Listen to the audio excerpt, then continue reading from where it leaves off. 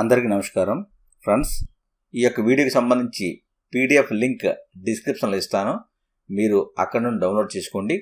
గత కొన్ని రోజులుగా ఆంధ్రప్రదేశ్ ప్రభుత్వం తెలుగు అకాడమీ 2024లో PIE పర్స్పెక్టివ్స్ ఇన్ ఎడ్యుకేషన్ సంబంధించి నూతన పాఠ్యపుస్తకాన్ని కాంపిటేటివ్ పర్పస్లో రిలీజ్ చేయడం జరిగింది. ఈ యొక్క లెసన్స్ అన్నీ నేర్చుకుంటూ ఉన్నాం.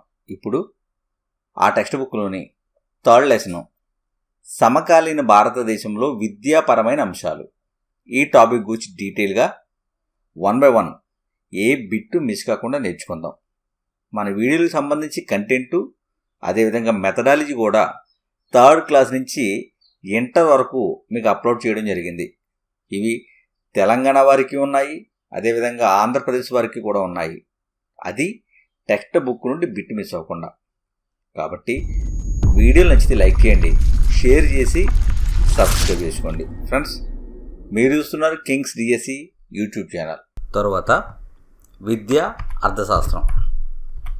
ఇక్కడ ఈ అర్థశాస్త్రాన్ని సామాజిక శాస్త్రాల రాణి అంటారు. ఏమంటారు అంటే సామాజిక శాస్త్రాల రాణి. ఈ అర్థశాస్త్రాన్నే ఆంగ్లంలో ఎకనామిక్స్ అంటారు. ఇది ఒకినామికోస్ అనే గ్రీకు పదం నుండి ఉద్భవించింది. ఎకనామిక్స్ అనే పదం ఒకినామికోస్ అనే గ్రీకు పదం నుండి ఉద్భవించింది. అంటే అర్థం ఏంటి? గృహ సంబంధ నిర్వహణ అని అర్థం. ఒకినామికోస్ అంటే గృహ సంబంధ నిర్వహణ అని అర్థం. విద్య అర్థశాస్త్రం. అర్థశాస్త్రం యొక్క అనుప్రయుక్త విభాగం ఇది. విద్య అర్థశాస్త్రం అనేది అర్థశాస్త్రానికి ఒక పార్టు, అనుప్రయుక్త విభాగం. ఇక్కడ T.W. షుల్జ్ ఈయన విద్యా అర్థశాస్త్రం అనే పదాన్ని మొట్టమొదట ఉపయోగించాడు. విద్యా అర్థశాస్త్రం అనే పదాన్ని మొదట ఎవరు ఉపయోగించారంటే T.W.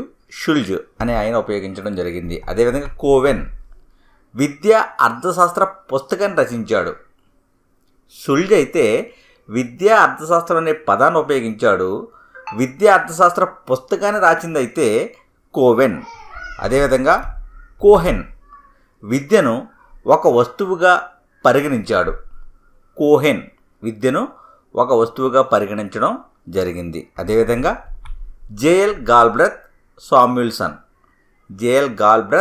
సామ్యుల్సన్ వీరిద్దరూ కూడా విద్యలో పెట్టే ఖర్చును పెట్టుబడిగా అధ్యయనం చేశారు. విద్యలో పెట్టే ఖర్చును పెట్టుబడిగా తెలియజేయడం జరిగింది. అదేవిధంగా యునెస్కో కూడా విద్యను పెట్టుబడిగా భావించింది. మార్షల్ మానవుల విషయంలో పెట్టుబడికి పెట్టిన మూలధనం అంతటిలో విలువైనది విద్య అని మార్షల్ పేర్కొన్నాడు. మానవుల యొక్క విషయంలో పెట్టుబడికి పెట్టిన మూలధనం అంతటిలో కూడా విలువైనది విద్య అని మార్షల్ పేర్కోవడం జరిగింది. ఈ విద్యా అర్థశాస్త్రం యొక్క ముఖ్య ఉద్దేశం ఏంటి అని చూస్తే అర్థశాస్త్ర సూత్రాలు, పద్ధతులు, కారకాలను, అంశాలను విద్యా వ్యవస్థకు వర్తింపజేసి విద్యను మెరుగుపరచడం. అర్థశాస్త్రంలో ఉన్న సూత్రాలు, పద్ధతులు, కారకాలు, అంశాలను విద్యా వ్యవస్థకు వర్తింపజేసి విద్యను మెరుగుపరచడాన్నే విద్యా అర్థశాస్త్రం యొక్క ముఖ్య ఉద్దేశంగా చెప్పవచ్చు. ఇది మానవ వికాసానికి సంబంధించింది. విద్యా అర్థశాస్త్రం అనేది ఆర్థిక శాస్త్ర దృష్ట్యా విద్యను పరిశీలించేది, విద్యపై అయ్యే ఖర్చును విశ్లేషిస్తుంది. ఈ విద్యా అర్థశాస్త్రం అనేది ఆర్థిక శాస్త్రం దృష్ట్యా విద్యను పరిశీలిస్తుంది. అంతేకాకుండా విద్య మీద పెట్టే ఖర్చును విశ్లేషిస్తుంది. విద్యలో పెట్టే ఖర్చు 3%గా ఉంది. ఈ 3%ని 6% పెంచాలి అని ఆర్థిక విద్యావేత్తలు సూచిస్తున్నారు. తర్వాత మానవ మూలధనం. నైపుణ్యత, సృజనశీలత గల వ్యక్తిని తయారు చేయడానికి పెట్టిన పెట్టుబడిని మూలధనంగా చెప్పవచ్చు. ఆర్థిక సామాజిక శాస్త్రవేత్తలు 4 రకాల సిద్ధాంతాలు ప్రతిపాదించారు. ఆ 4 సిద్ధాంతాలు ఏంటి అని చూస్తే క్లాసిక్ సైక్లిక్ సిద్ధాంతం, అగస్టియానియన్ సిద్ధాంతం, లీనియర్ సిద్ధాంతం, సైక్లికల్ లీనియర్ సిద్ధాంతం. ఇందులో క్లాసిక్ సైక్లిక్ సిద్ధాంతం పునరావృతమయ్యే సంఘటనలు, ఋతువులు, మొక్కలు దృష్టిలో ఉంచుకొని ఈ సిద్ధాంతాన్ని నిర్వచించడం జరిగింది. పునరావృతమయ్యే సంఘటనలు, ఋతువులు, మొక్కలు వీటిని దృష్టిలో పెట్టుకుని క్లాసిక్ సైక్లిక్ సిద్ధాంతాన్ని నిర్వహించడం జరిగింది. అదేవిధంగా అగస్టియన్ సిద్ధాంతం మానవ జాతి ఒకే వృత్తంలో ఉంది అని తెలియజేస్తుంది. మానవ జాతి ఒకే వృత్తంలో ఉంది అని తెలుపుతుంది. ఆడంను సృష్టించడంలో మొదలై క్రీస్తు రావడంతో పూర్తిగా పుష్పించి వికసించింది. మరణాలతోనూ ప్రపంచ విధ్వంసంతోనూ ఇది అంతమవుతుంది అని అగస్టియన్ సిద్ధాంతం పేర్కొంటుంది. ఆదామును సృష్టించడంతో మొదలుపెట్టి క్రీస్తు రాకడ వరకు కూడా పూర్తిగా వికసించింది. ఇప్పుడు ఇది మరణాలతోనూ ప్రపంచ విధ్వంసంతోనూ అంతమవుతుంది అని అగస్టినియన్ సిద్ధాంతం పేర్కొంటుంది. అదేవిధంగా లీనియర్ సిద్ధాంతం, ఈ సిద్ధాంతం సామాజిక శాస్త్రవేత్తలలో ఆదరణ పొందింది. లీనియర్ సిద్ధాంతం అనేది సామాజిక శాస్త్రవేత్తలలో ఆదరణ పొందింది.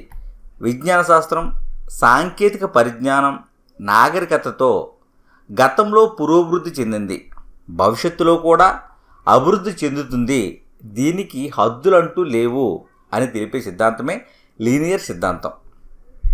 విజ్ఞాన శాస్త్రము, సాంకేతిక పరిజ్ఞానం, నాగరికతతో గతంలో పురోభివృద్ధి చెందింది, ప్రస్తుతం కూడా భవిష్యత్తులో కూడా వృద్ధి చెందుతుంది, దీనికి హద్దులు లేవు అని తెలియజేసే సిద్ధాంతమే లీనియర్ సిద్ధాంతం. తర్వాత సైక్లికల్ లీనియర్ సిద్ధాంతం పెరుగుదల, తగ్గుదల, ముందు వెనుకలు కావడం, ఎక్కువ ప్రగతి సాధించడానికి ఈ సైక్లికల్ లీనియర్ సిద్ధాంతం అనేది జరుగుతూ ఉంటుంది. తర్వాత మానవ వనరుల అభివృద్ధి సూచికలు. మానవ వనరుల అభివృద్ధి సూచికలు ముఖ్యంగా రెండు ఉన్నాయి. ఆ రెండు ఏంటి అని చూస్తే, దేశంలో మానవ వనరుల అభివృద్ధి తెలిపే వాటినే ఈ యొక్క అభివృద్ధి సూచికలలో ఒకటిగా చెప్పవచ్చు. దీన్ని ఎలా చెప్తారు అంటే పెట్టుబడి అంటారు. మానవ వనరుల అభివృద్ధి సూచికలు రెండు, అందులో ఒకటేంటి అంటే పెట్టుబడి. దీనినే మానవ వనరుల అభివృద్ధి తెలిపేవిగా పేర్కొంటారు. రెండవది కాలగతిలో వాటి పెంపుదల తెలిపేవి, కాలగతిలో పెంపుదలను తెలిపేవి. ఇది రెండవ విభాగం. ఫ్రెండ్స్, నెక్స్ట్ వీడియోలో మిగిలిన అంశాలు డీటెయిల్గా నేర్చుకుందాం. వీడియో నచ్చితే లైక్ చేయండి, షేర్ చేసి సబ్స్క్రైబ్ చేసుకోండి. Thank you.